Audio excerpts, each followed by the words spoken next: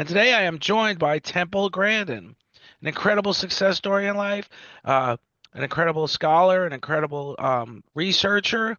And I'm excited to have you, Temple. So I want you to go ahead and take the lead on this one. I want you to go ahead and talk a little bit about yourself. Tell us about your career. I have some questions, but of course, I want you to do most of the talking because it's great to have you. Okay, you probably want to talk about autism too, some? I do. I want to talk about autism. I want to talk about your journey as far as as far as beating autism and becoming the success you have, the great scholar and professor and researcher you've become, because I think children with autism, we generally in the past few months have heard the term um, Earth's valuable minerals. I think autistic children are a valuable part of society, and I don't think we don't take advantage of their abilities because we don't harvest them correctly. We don't. Well, they thing in my book, I've written a lot of books and there's a lot of famous people like Einstein, who was probably autistic, no speech till age 3. Bill Gates has a new book out now called Source Code, where he talks about that he's probably on the spectrum. Um, Lots of scientists, mathematicians, artists, probably on the autism spectrum. Now, it's a very big spectrum. At one end of the spectrum, you might have Einstein. At the other end of the spectrum, you may have somebody that does not speak and cannot dress themselves. You see that you have a very big range. Now, when the kids are little, and I was one of these kids, they can look very severe. When I was 2.5, I had no speech, constant tantrums, screaming, sit all day, rocking, spinning things, all the symptoms. And I was very fortunate to get into great early education by 2.5, with emphasis on learning speech. The other thing was a big emphasis on was learning how to wait and take turns at games, all different kinds of games. Really important thing to teach autistic kids. And then also skills like eating with a spoon, using utensils. And one of the things I want to credit my success with is I've had excellent teachers all the way, starting with my speech teacher. Then my mother taught me to read at age 8. I did not read. The whole word technique for reading did not work with me. What worked was reading books out loud with phonics. And within one semester, I went from no reading in third grade to sixth grade level reading. I had a great third grade teacher, and then I was a bored student in high school, got bullied and teased, and had no interest in studying. And I want to credit my science teacher with getting me motivated to study by giving me interesting projects. And then I realized that studying was a pathway to becoming a scientist. Also, I got interested in the cattle industry when I visited my aunt's ranch in Arizona. And then Anne, who ran the ranch, was another important mentor. And then later on in my career, there was a building contractor who seeked me out to design facilities. He Oh, showed me how to start a business. These people were all important mentors very, very early in my career. I want to make sure I give them credit. that's incredible. And so you know what's interesting, and I didn't think of this before we just talked. Now we talked yesterday. I had enormous challenges learning to read, and the teachers told me I would never know to read. They chalked it up to my dyslexia. My dad actually taught me how to read in just that way, just like you said. He would get books, and I became a really serious reader. I actually One of the things me and my dad used to do together is go to the library on Saturdays, and I always remember.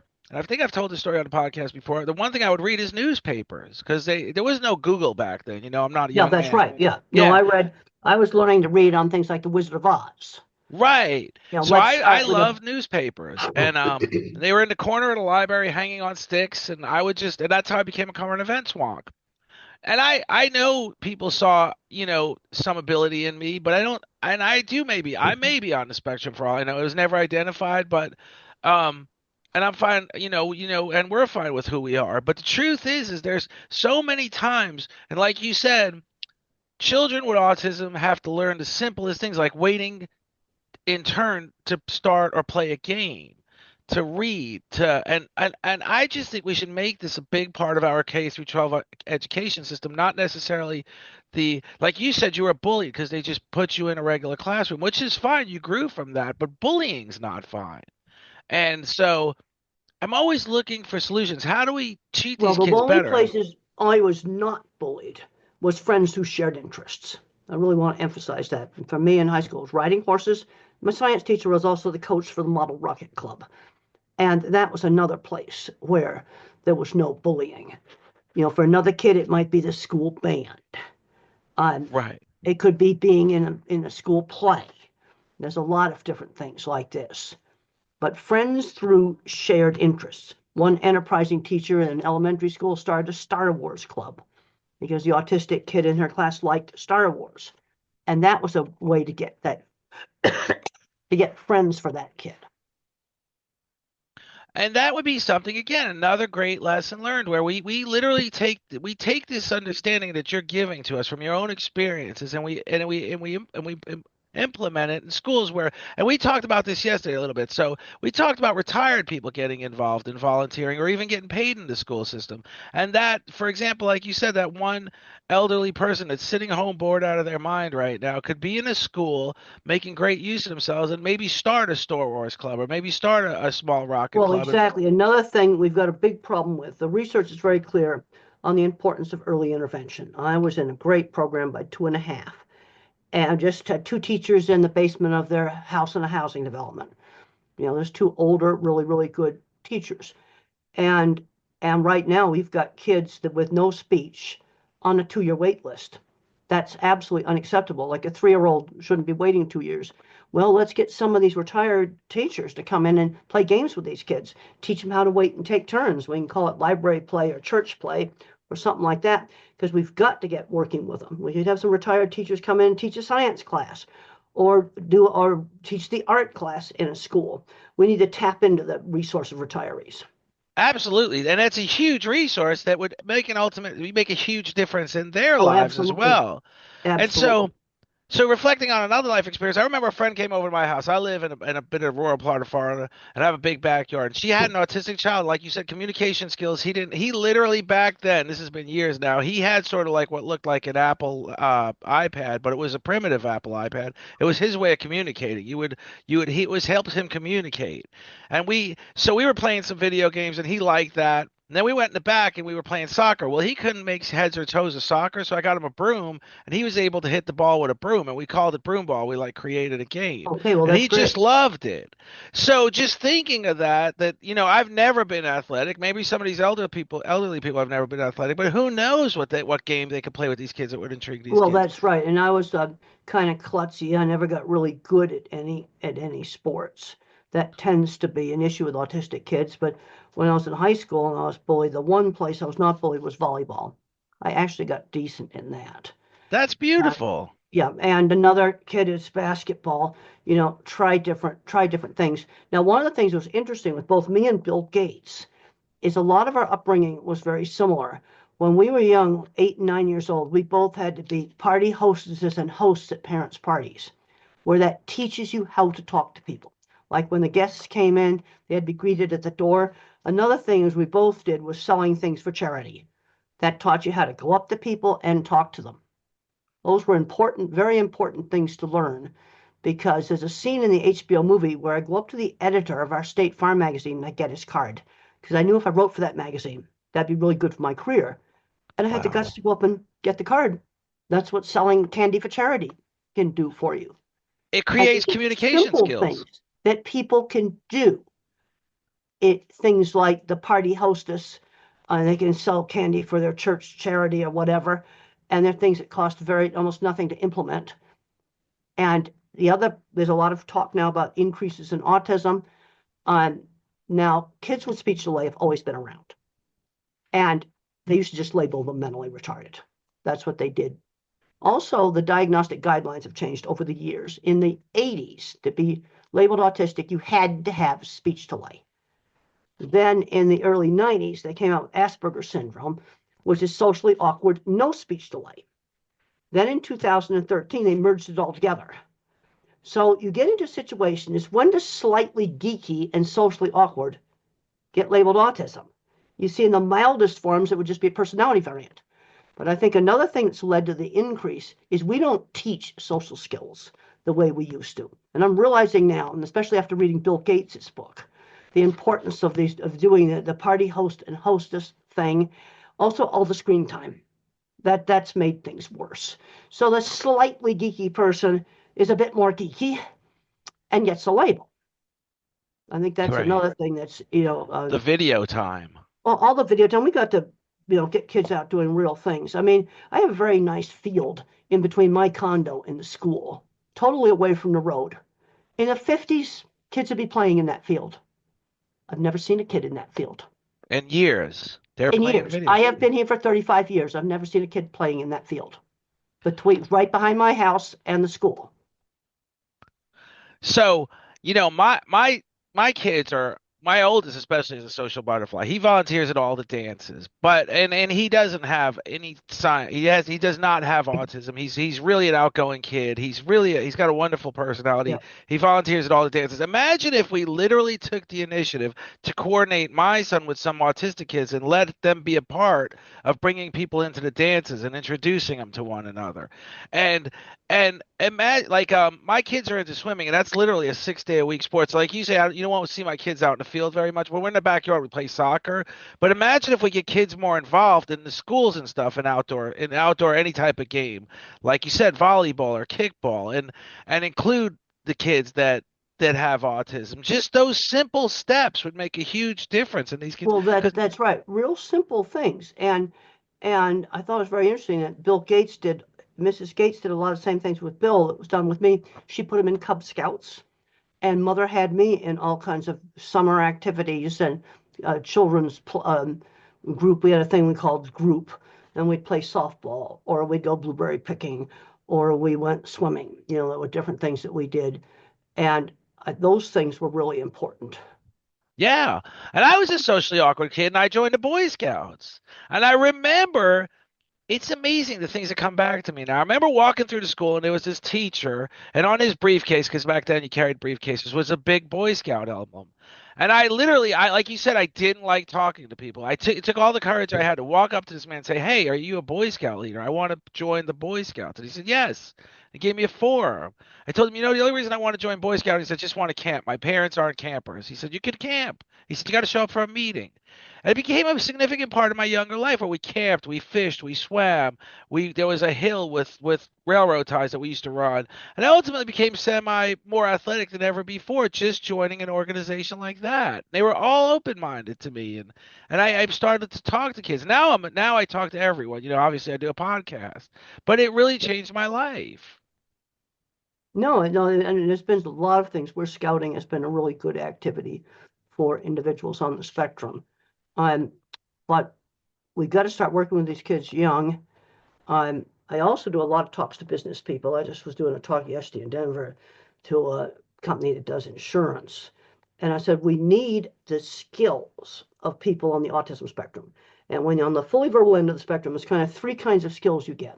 There's kind of three different types of autistic people. And I discuss it in my book, Visual Thinking, the hidden gifts of people who think in pictures, patterns, and abstractions. I'm an object visualizer. I'm an extreme, extreme visual thinker. That's made me good with animals. It's made me good with designing things because I see it. And then another kind of thinking is the visual spatial pattern mathematical thinker. And there's some autistic people that are extreme mathematicians. Now, you're not going to find an extreme mathematician, an extreme object visualizer that can see how mechanical things work in the same person. And then you talk about so-called normal people, they can be mixtures. But I'm very concerned today that all the algebra requirements that we have are screening out the object visualizers. I've done a lot of work in construction, designed a lot of equipment for the beef industry, and I've worked with people that had big machine shops that were absolutely autistic. They could not do algebra. Right. We need these minds, and I know people that are like they have big construction companies and corporate jet started out a little tiny shop and they can't do algebra, and I'm worried that they wouldn't be able to graduate from school today. And we need these skills because as I travel around, I'm finding broken elevators and broken escalators everywhere. It's because there's nobody to fix them. They're playing video games in the basement, probably on an autism diagnosis. And the worst things that schools ever did was taking hands-on classes out of elementary school. I was doing shop in fifth grade. I was sewing things with a toy sewing machine that sewed in fourth grade. First grade, we were doing clay. And in my generation, we made ashtrays. And I know never would do that today. But that was one of my first craft projects. They'd be candy dishes now. So I love Play-Doh. When my kids were small, I used to go to Walmart and buy 6 or 8 things at a time, different colors. And we would and I just and it's like you said, that's changing. We call it BOCES where I'm from. In New York, they called it BOCES. These vocational schools of all sorts, plumbing and stuff, and they took it all out of the school system. And I never understood why they did that. But it's really a place where we actually do a podcast with a gentleman. His name is Daryl Blackall. He runs the Orlando Workforce Academy, and this is what these kids do after they get through high school, and they can't do algebra, and they can't possibly graduate because, like you said, these are expectations they simply can't meet. Then they go to his school and they do an AB schedule, or they get a job in something they actually can do, and they can earn grades as a part of doing that job and also showing up for school, and they get a real high school diploma. So these alternative education things are something we need Well, to we need to be examine. doing these things because I talked to a veteran I sat next to on a plane, found out that she could not do algebra, flunked out of college. I could not pass an algebra class today, and I've designed a lot of equipment and done a lot of different things. And she went and enrolled in the Army, and she took the mechanical aptitude test, aced it. They basically said to her, you have one job. You fix airplanes or you fix airplanes. That's what you're going to be doing. You see, in mechanical aptitude is not something that our educational system values. And I don't understand why, because it's an incredible, it's like you said, you go to places, you see broken escalators for 2 weeks at a time. When the malls used to be a popular thing, this isn't something new. So when malls used to be something you do during the day, this is, I'm 60 years old. This is 30 years ago. Yeah, and I'm 77 years old, so Yeah, we're not getting younger, but I remember the no, we're escalators not. were always down. And the fact of the matter is, like you said, that's a skill that will never go away. I don't care elevators will never go away. The And these are elevators are going to be mechanical forever. And the thing is, the people that go into the very high-end skilled trades, they're going to be laughing all the way to the bank when right. other people are getting laid off because of artificial intelligence. Right, that's true. And like you said, those kids, some of those kids or a majority of those kids, I don't know what the percentages are, could be autistic and be great at these careers. And we don't seize these moments and we don't see these opportunities as opportunities. We see Well, them as a push the kid aside. He'll stop showing up for school eventually. What does he well, need a high school diploma another for? thing that worries me, and I talk about in my talks, and I'm working in the food industry, is is this very specialized equipment that we have to buy from high wage countries like Holland, for example. If you want to build a chicken processing plant today or a pork processing plant, you have to buy all of the specialized equipment from Holland. A lot of it comes out of Italy, Germany, Denmark, high wage countries. Well, this is the price for taking out the shop classes. See, in Europe, at ninth grade, you can go tech or university, and they don't stick their nose up at tech. You're talking about complicated equipment. It's all mechanical equipment. And people that are object visualizers are very good at designing mechanical equipment. And so we got a skill loss situation. I'm not talking about inexpensive clothing. I'm talking about very high end mechanical devices for food processing that come out of high wage countries that we used to make. I've been in the cattle industry for 50 years. 20 years ago, we made all this stuff. But that's not the case today.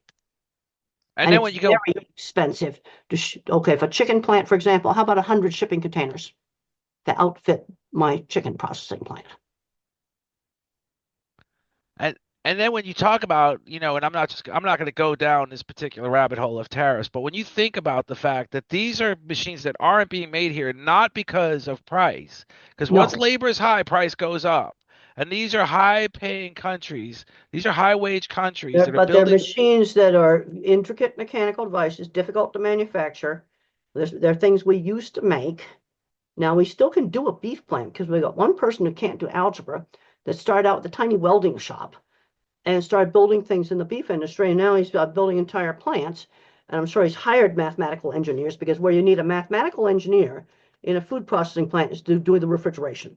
That requires math. My kind of mind doesn't touch refrigeration. You see, you really do need they different kinds of minds. And of course now he hires those people. But there's stuff we don't make that's very high on things. Like, for example, the Steve Jobs Theater, the structural glass walls. They're from Italy and Germany. The state-of-the-art electronic chip making machine is from Holland. Has lots of mechanical devices on it. Even though it's based on research done in the US, it's made in Holland. Well, it goes back to our educational system. And there's a lot of interest in making things more merit-based, but mechanical aptitude is a skill that can be measured. And also you have to develop it some, because a lot of the mechanical aptitude tests have got stuff about pulleys and ramps and all kinds of things like that. And if you haven't ever played with those things, you'd have a harder time passing it. Leverage is one of the things that's in a mechanical aptitude test. But it's a different kind of thinking than mathematics, where you're looking at patterns. Because I worked with people that were definitely autistic, owned big shops, total non-mathematicians, 20 patents. And they're able to hire mathematicians where the need arises. Well, they can hire them, that's right.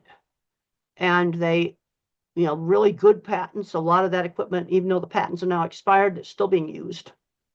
And imagine the maintenance contracts too. So let's take this into, and do you agree with me? Imagine the maintenance contracts, the money people would be making on maintaining these machines. Well, this is a big problem. We can't, even here at the university, I was just hearing this the other day, we have a shortage of maintenance people. I'm, they can just figure out how to fix things. Another thing that worries me, we're putting doing some good technical things, but I went to a technical college where you had a 2-year degree, maybe in factory maintenance, and I'm going, please don't require algebra for factory maintenance. I have to have practical arithmetic, but it's a different way of figuring things out. I went out to Stanford to give a talk on my different kinds of thinking, and a lady came up to me, and she works in facilities maintenance. She says, I go into the basements of the buildings, and I go up on the roofs, and I listen to the equipment, and I can tell you when a bearing is going to fail.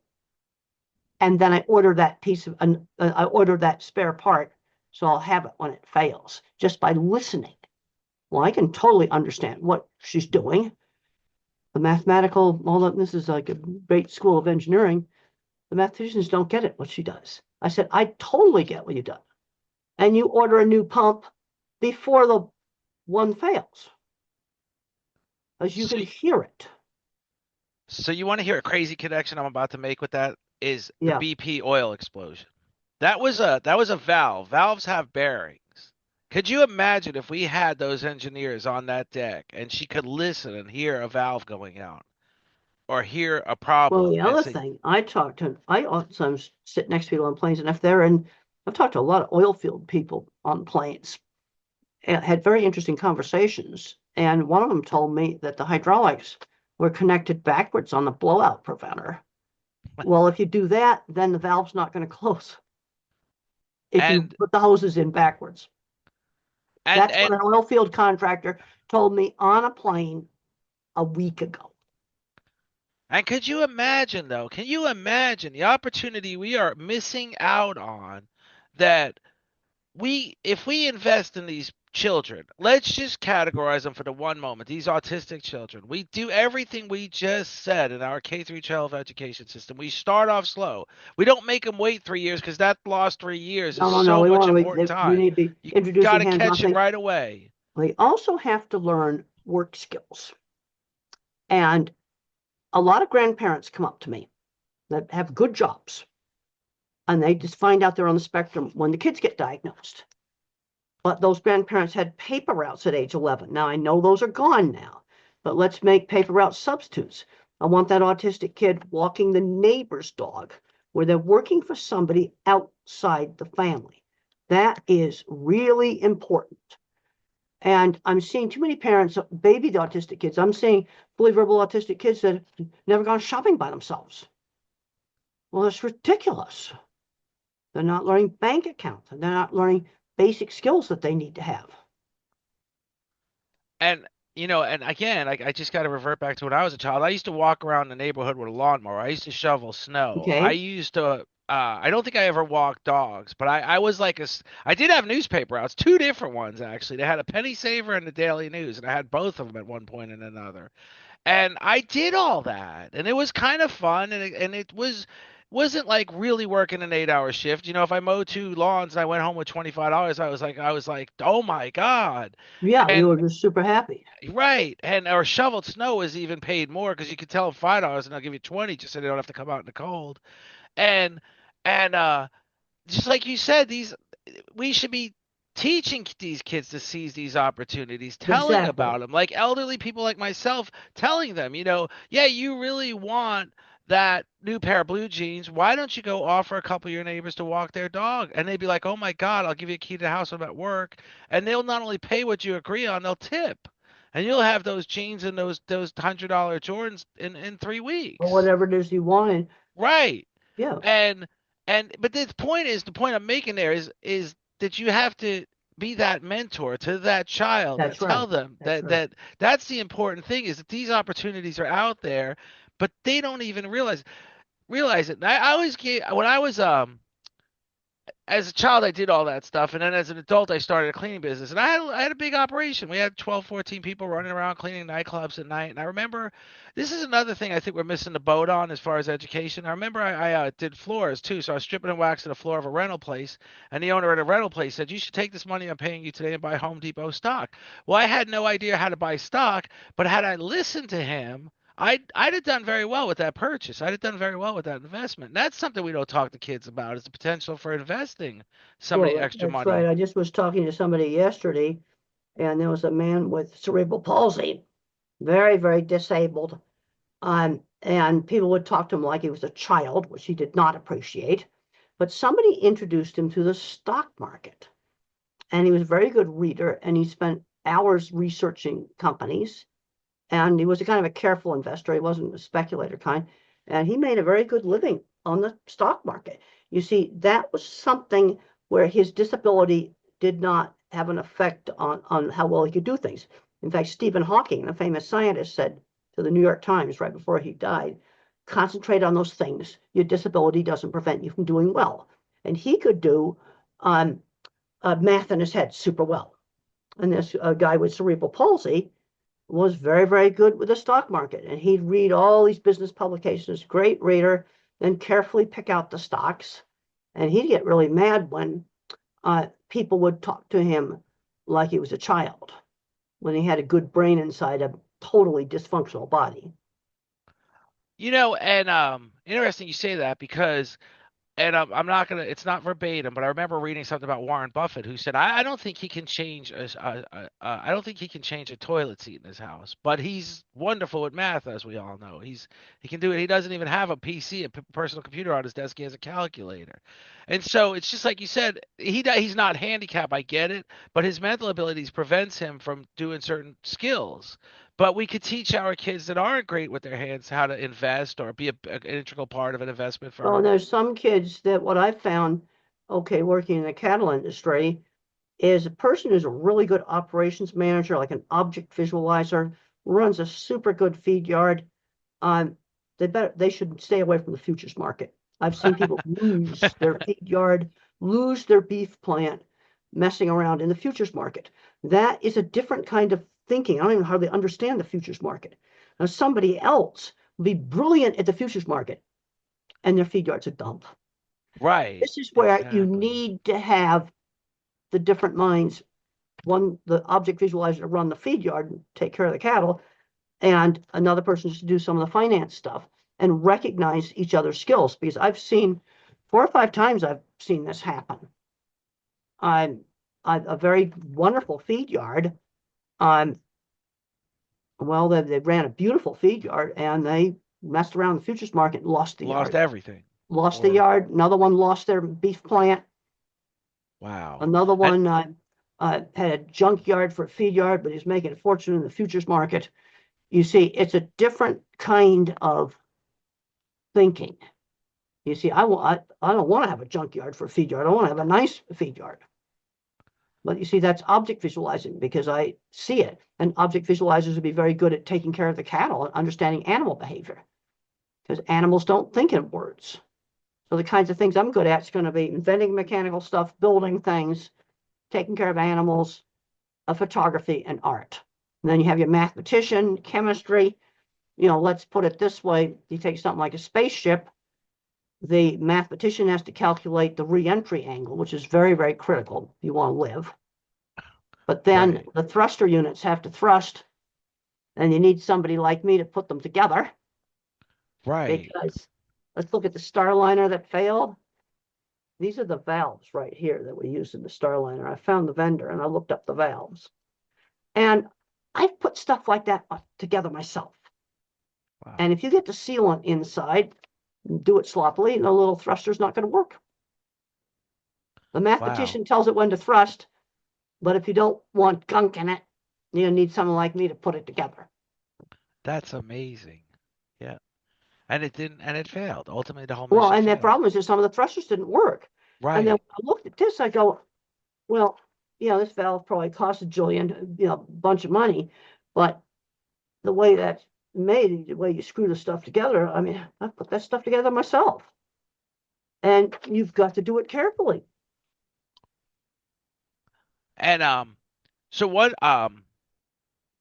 that's just incredible. And you wouldn't have that training in school, but if you were the petri dish of the enabling those children to recognize their abilities and they would be just like you. They would be able to do these amazing things. Well, then the way I was real socially awkward, but the way I sold jobs is I would simply show people pictures of my drawings. And when they saw my drawings, I'm gonna try to find one here.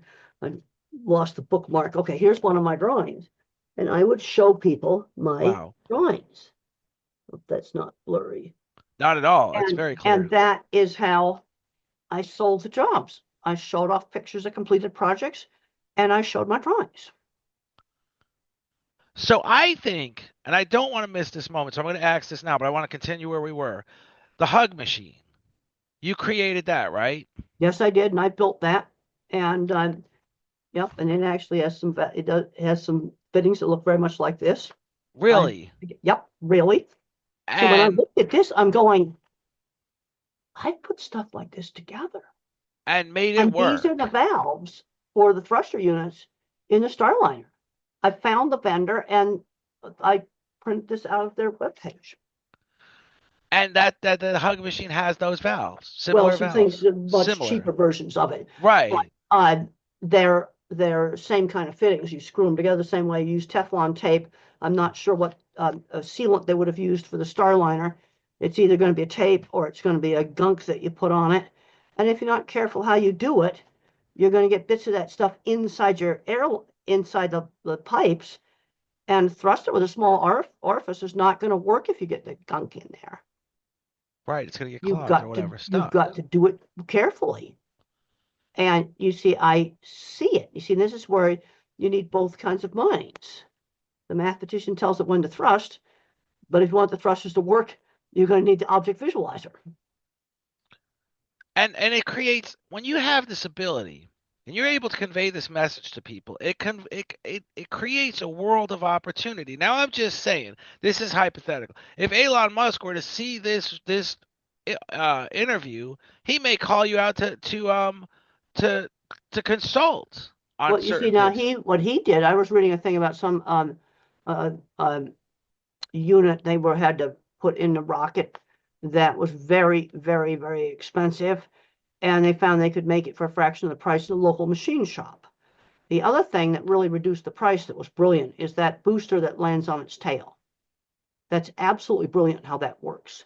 And that booster, if you when you save it, having it land on its tail rather than land in the ocean and get ruined, uh, that's half the cost of the rocket right there. You see, that's a major, major breakthrough. And the other thing I've read is that he learned that off-the-shelf parts work. You can buy off-the-shelf electronics that will work. You don't have to have special custom-made, $3,000 valve when they are or $100,000 valve when a $3,000 valve would work.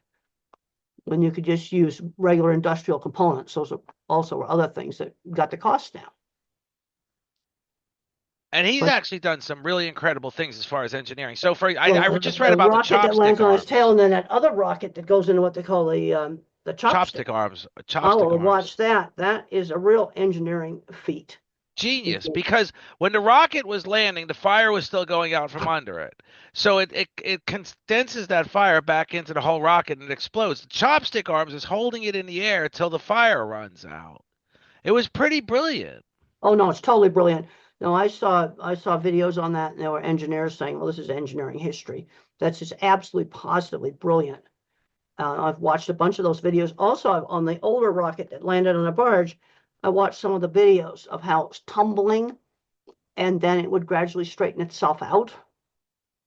And it's an absolute total feat of computer programming too. That's all programming, right? Yeah, it's all programming, and then it has to set down on the target, and it's given a very, very clear target that it can save, and it lands on the target, just like a 1950s rocket, science fiction rocket would land on its tail. Wow. And then But they that made a, is by reusing that booster, it's half the cost of the you're rocket eliminating losing that booster, which is because like you're you not said, throwing it in the ocean. right? Which is also eliminating environmental waste. Oh yeah, yeah. It's and then the other big thing was the commercial parts would work. You know, the other thing Elon Musk did that I found fascinating was the tunneling business. It's called the Boring Company, and they said he's now gotten to the point where tunneling was at $1 million a mile, and he's down to maybe 100 or 10% of that, or even less. You know, and it's just like you said, it's all these great minds. Who knows? It's all these great minds, but we need to find these minds and develop them, and we would literally suddenly we wouldn't be at such a deficit in trade if we were literally cultivating who knows how many autistic children are in Well, the America that we problem is could. we've got like the object visualizers. I mean, Musk grew up. He had his. I think his father was an engineer. He had access to all kinds of shop stuff. Um, Also learned how to work really hard. One of the big problems I'm seeing today with a lot of autistic kids is not learning enough work skills, and they are not the same skills as academic skills. And And I strongly recommend you've got an autistic kid in high school, he needs to or she needs to have summer jobs in the regular workplace. Now, I want to give you two little hints that are going to really help with the jobs. Um, I have trouble remembering sequential directions. So if somebody says to me, this is how you clean the ice cream machine, this is how you set up the espresso machine, and they just tell you yak, yak, yak, yak, yak, I don't remember the sequence. No, you okay. need to make a pilot's checklist. Step one, step two, step three, pilot's checklist. And the other thing is, I'd avoid the chaos kind of jobs, which would be a super busy Starbucks window, and you're trying to make the drink and get the money at the same time. Uh, Chaos at holidays in stores. There was one 18-year-old girl that she was stuck in a clothing store during the Christmas rush, just too much. Probably try to avoid those things. And then find the right person to work with them. Because when they make social mistakes, you can't just say you're rude to customers. You need to tell them exactly what they did wrong. Well, you can't just say to the customer, put it in the bags yourself. Well, you have to say to the customer, would you like to have a bag? You explain exactly what they need to do. Well, you come across that a lot, even with children that are not like I was a restaurant manager for many years. I think the biggest thing I used to mention to all new kids in service, never say no problem. Say it's my pleasure. So you kind of the communication skills is always. I know when people say thank you for that soda, and the kids say it's no problem. Never say it was never assumed to be a problem. Say it's my pleasure. Thank you. Let me know if you Yeah, need that's anything right. else. Well, you just explain to them exactly what they should say. But we always give, this is the thing that I'm going to make a bold statement, and I'm going to use the word always. We always give the kids that don't have challenges the courtesy of going through it step by step. But when it's autistic kids, we just assume they're never going to get it. We go, I don't even know if we mention it again to, and I don't, I do. I can work with anybody. I can work with autistic kids. I can work with troubled kids. I mean, I worked at a restaurant for nearly 25 years. The whole demographics of the area was tough kids that never got a break in life. And we had great working relationships. We had great time working, and we got a lot of good stuff done in the store that had horrible customer service until we all started working together. But more people need to do that. Yeah, sorry about that. No problem. Yeah, more people need to do just like you said is and get those kids with autism in the supermarkets, but not during the holiday. Give them a little break Now, during let's not do it during the holiday. Thanksgiving. That's just, Thanksgiving, you got 300 people waiting at the door to open, and these poor kids are going to be overwhelmed. They're not going to know what to do. They're not going to remember the the step by other thing steps. that can be a problem for autistic kids is changing bosses. There's been a lot of situations where an autistic kid was doing very, very well in a job, or an autistic adult, then they changed bosses. And when I was working for the State Farm magazine, we got a new boss and he thought I was really weird. And a lot of the articles weren't not byline. So he didn't know how much work I had done. He was going to get rid of me because it was weird. But the lady that did the graphics layout, who I'm pretty sure was autistic, said, we got to get together a big portfolio of all of your work to show the new boss. And when I showed him the work, he gave me a raise. Changing bosses can be a really dangerous time for somebody on the autism spectrum. And they could have had a job where it worked great for years. I remember one guy, he had a little shop in the middle of a meat processing plant. He could fix anything. He was there for years. Plant got sold. They sent him to another plant and it did not go well. Well, Been very, very successful for years as sort of being a resident electrical genius in this plant. and that is something that's going to happen in life, but imagine if there was an if corporate America had an understanding of that challenge and took it into consideration. So when the transition happened, at least the new boss was informed of this person's abilities and this person's Well, challenges. that didn't happen. Right. And I've heard a lot of sad stories where when bosses changed, they the autistic person ended up leaving a job maybe they'd been in for years and been very successful. And that's a sad, sad loss for the company as well as for the person Well, and the for thing I have found is that we need that. Well, they used to think the weird guy in the maintenance shop that could fix anything. 20 years ago, we had these people. They no longer exist in the plants. They have a real problem finding people to just fix things because the object visualizer is the one that's going to be the best at that kind of factory maintenance, figure out how to modify a machine or do something that make it do something different. That person's gone. And and they're getting labeled as handicapped. They can't do math. Now we've got to back off on the algebra. And then let's work more on the mechanical aptitude. And you do need some training in just working with levers and ramps, gears, some of the things that are on the mechanical aptitude test. So you understand how they work. like you said about the military exam, I remember I took an exam for the Air Force. It was all about gears. Like if it went this way, which way would it go after and stuff. And I aced it. And then I actually didn't join the Air Force afterwards. But I think if I had some of that training in school, I'd have been an engineer today. But I didn't. It's like you Well, the said, it was thing all is that the academics. mathematical engineer, the person who's a really good mathematical engineer, often doesn't see some of the very simple mechanical things. See, it's a different kind of skill. And we need these people. You see, there's the mathematical side of engineering, and then there's what I call the clever engineers. And I discuss that in my visual thinking book. And these are the object visualizers that just see how things work. And many of them have failed algebra. And I'm worried that we're screening them out, and we need these people. We need them. And it's a We different type of skill. and we really And need then them. I talked to another technical college that had a 4-year engineering degree, and they told me that their two best people that they had in the shop that could build anything failed algebra, failed math, had to drop out of the program. So we need to have another type of certificate or degree or something for maybe factory design or something like that, where it's the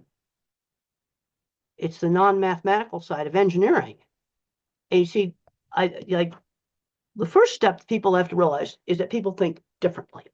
And you see, in being a visual thinker, I think in specific examples. I mean, until I got to my late 30s, I thought everybody thought in pictures. I thought everybody thought in pictures. No, that is not true. And I sat next to another oil field contractor on another flight, and he was telling me about his kids. And there were just the differences between night and day. He says, my 9-year-old figured out how to run the excavator. He couldn't sit in the seat, couldn't reach the pedals, but he'd stand and he'd back like this, working the controls. And he loved the machines, and he figured out how to run them all. He was 9 years old. Of course, they were doing that on private property. And Right. the other kid that was super good in school could care less about the machines. They were like the difference between night and day, and they was really good in school. And the kids that could do anything with the machines hated school. They were totally different, even though they were raised in the same environment and went to the same school. They were different kinds of minds, Entirely different types of entirely minds. different kinds of minds. And so I tell business leaders the first step is you have to realize that the different kinds of minds exist and they have different skill sets. And what happens in autism is you can get an extreme visualizer or an extreme mathematician, where the so-called normal people, you get more mixtures, where you might get the guy who managed to get C's in math and get through the engineering program, be super good because you've got some visualization skills. So there is so much opportunity that there is so much work we can do to improve our K through 12 education system. Just like you said, we keep doing this cookie cutter effect where everybody has to do Well, algebra. everybody is not the same because I'm also seeing some bad stuff. Teachers have been telling me that we're not developing our math kids. So you have a third or fourth grader that's good at math. Don't make him do baby math. He might need to do high school and college math. He might need to And be, you need to yes, move that kid ahead because otherwise they just get bored and they turn into total trouble when they get bored. exactly. Their minds race. They start getting rambunctious. They start fidgeting. They start making silly Well, jokes. and then they do things that are worse sometimes than that. No, we need to be developing those math skills. And we're not doing it. And then they give you all kinds of stupid reasons why you can't do it. So, um, there is so much opportunity that we could be doing better in K through 12 education. And it's just something I keep trying to explain to people. And you've done it better than, of course, you've done it better than me. You're incredible at it. But it's like, you just think of how we could create a better society. We could have even less crime. We could have less poverty. If we could have less of an issue with trade deficits.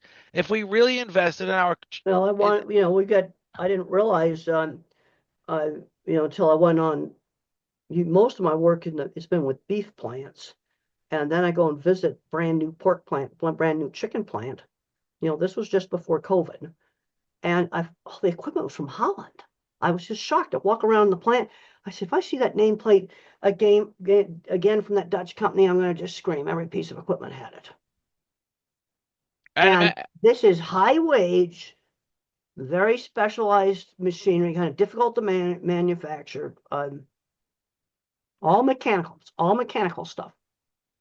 And we have the people that can do it here. We're just not harnessing their abilities. We're just We're not not. seizing And the when moment. I spent 25 years in construction, especially in the 70s, 80s, and the 90s.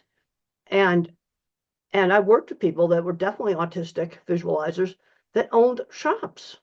And one of the problems we have today is if the school does have a shop class, they say, well, special ed kids can't take shop because of liability. Well, in my generation, special ed kids owned the shops, owned the shops. And that's where we should be. Not necessarily just that. Not just say take special ed kids and put them in the BOCES classes. Let's understand them.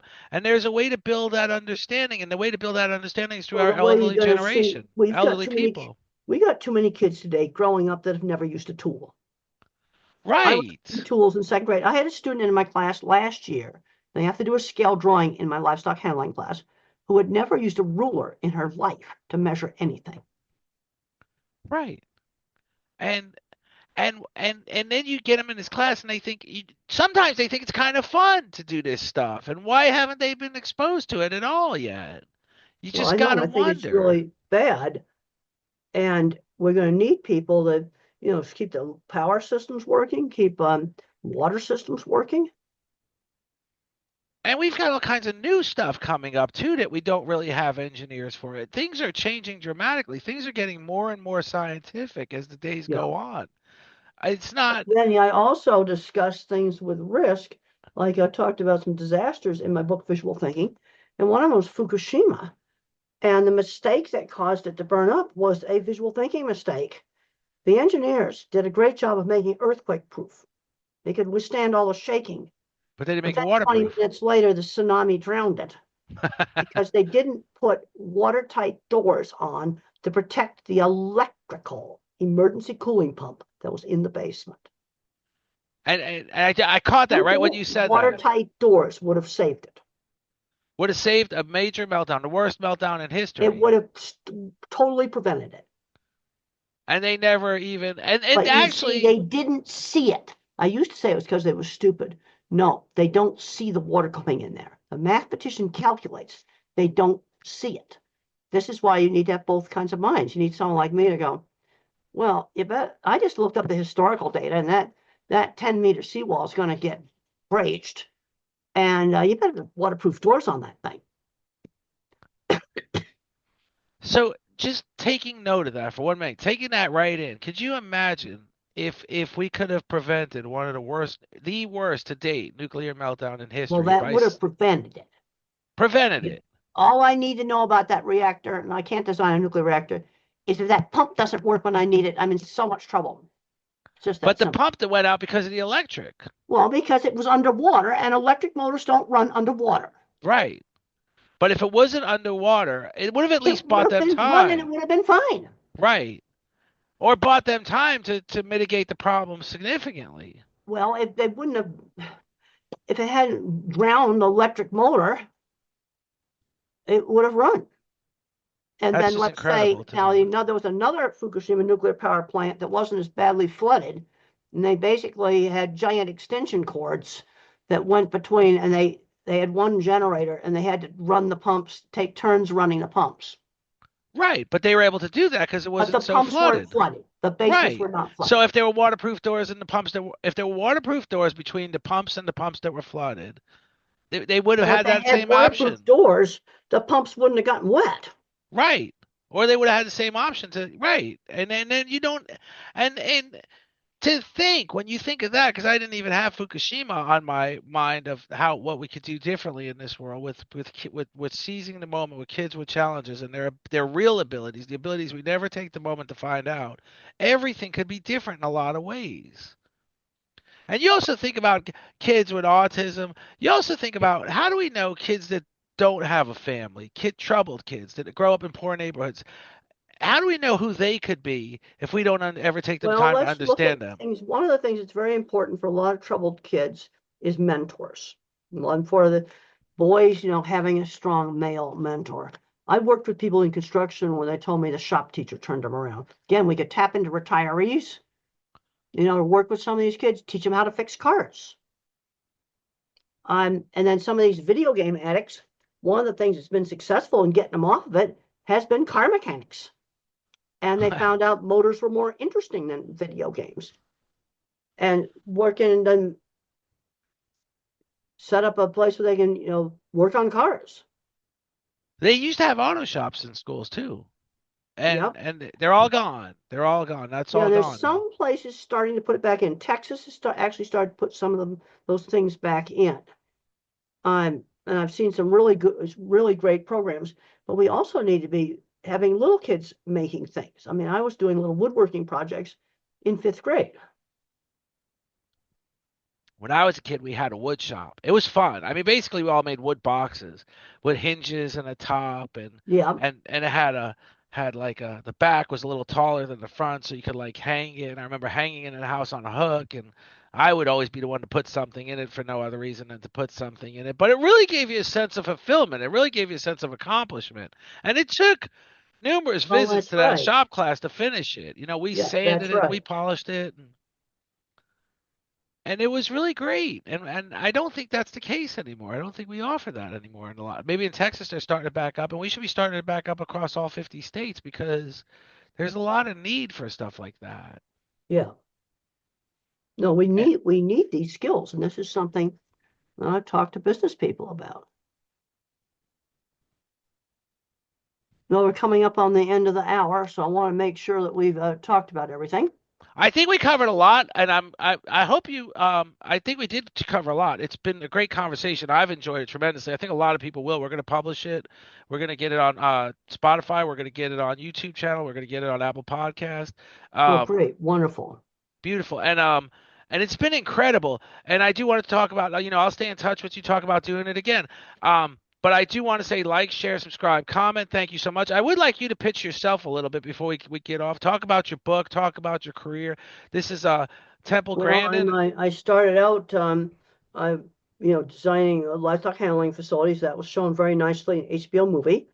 And then there's a scene where I approached the editor of the magazine, and I became the livestock editor of that magazine for 7 years. And that was really important on getting my career started, because when I covered a cattle feeders meeting, I got a reputation for summarizing the talks really accurately. And then I also wrote about the things I designed. And there's a lot of people doing some very good things, but they're not writing about how they did it. This is something I did. I did a lot of articles on how I did different things and gradually built up my career. And I'd majored in psychology in college to dodge math classes. And then I got a master's in psychology. I had to be tutored in statistics. I got my master's degree in 75, and I was a livestock editor for the magazine at that time.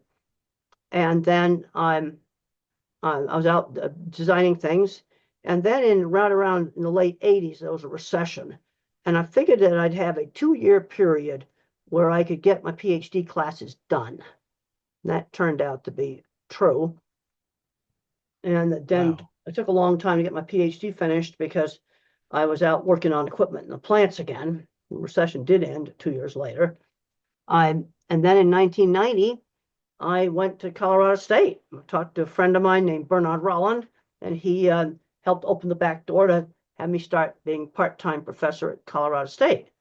And I'm now half-time professor at Colorado State, teach a class in livestock handling, still out doing consulting, and things have gradually changed to more of doing talks now on the different kinds of thinking, because I'm very concerned about the skill loss, especially in the mechanical aptitude object visualizer.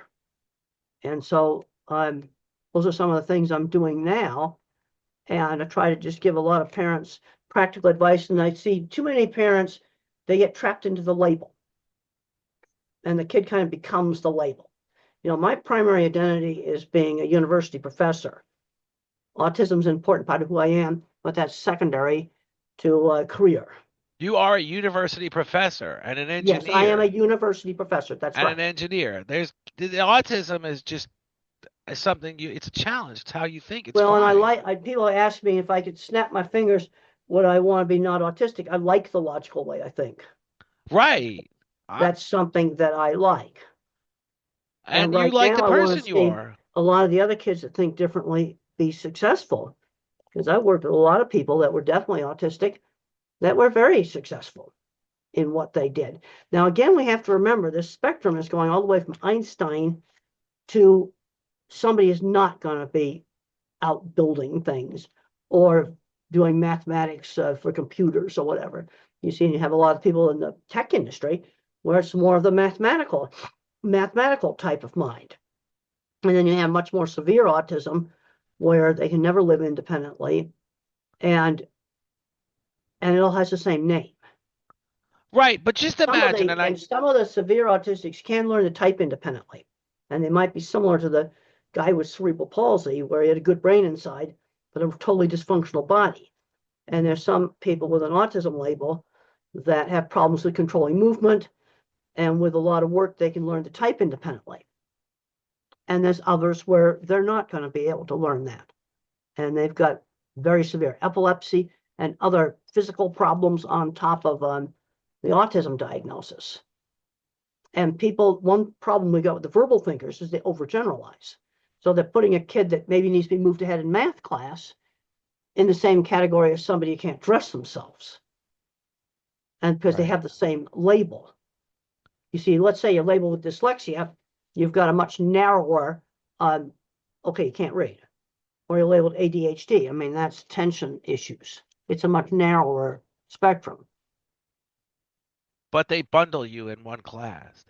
Yeah, but the autism, you're going all the way from Einstein to somebody that needs 24/7 care with the same name. Now, I want to emphasize that when the kids are little, really little, when I was 3, I looked really terrible. And you really can't tell how they're going to come out. but you've got to do that early intervention. That is just so important. And one thing that was in my favor when I was 3 was I did not have epilepsy. There were 2 things they could check for in 1949 was epilepsy and deafness. If you have a little kid that's not talking, you got to rule out deafness. And then let's get some retired teacher working with this kid, just playing with them, playing games, because turn-taking games, all different, and learning how to wait and take turns was a very important part of my therapy. I remember some of that really well.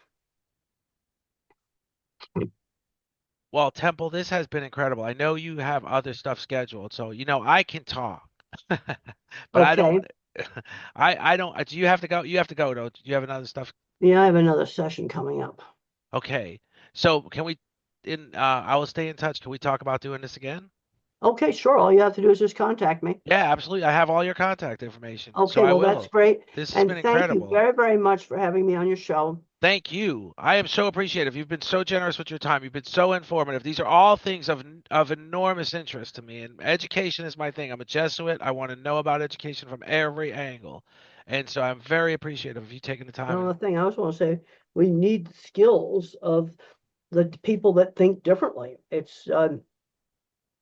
And one very concerned that we're not, when I look at, I can't believe the broken elevators. A lot of places have taken the inspection certificates off, or they're a year out of date. I saw one the other day in Illinois. It was only 1 month out of date. Well, I haven't seen that in any other state. They've tended to be disappearing now. yeah, they just want to do away with the expense, but it's important that we Well, we, the we thing is, maintain these things. you've got to maintain elevators. I've been on some pretty dicey ones that make some pretty weird noises. I'm going, one of them we had at the airport. It sounded like the 1950s submarine bong bong sounds. I'm going, I hope I don't get stuck in this. That would scare me to death because I'm kind of claustrophobic. I don't But want to get stuck in an elevator and miss my flight. But there's some very questionable elevators. yeah, And yeah, the missing your thing is, flight we too is don't an have, issue. they're not being serviced. You can hear scraping sounds in the track. It hasn't been serviced. Wow. And there'll be Yeah, and mechanical there's not devices people to for the service them is the foreseeable other. future. There's yeah, there's not a lot of people to service them. We need to get we I will work on this more and more and more and more and more. And I'm gonna get a lot of people involved with it as Well, best there's I a lot of can. different types of elevators. And the other thing is, the elevator companies are all European now. Which could be an incredible career for somebody here at home. Well, that's just it. And then you look at the glass elevators where I can really look at the mechanism and I look at the little fiddly mechanism that makes the doors work.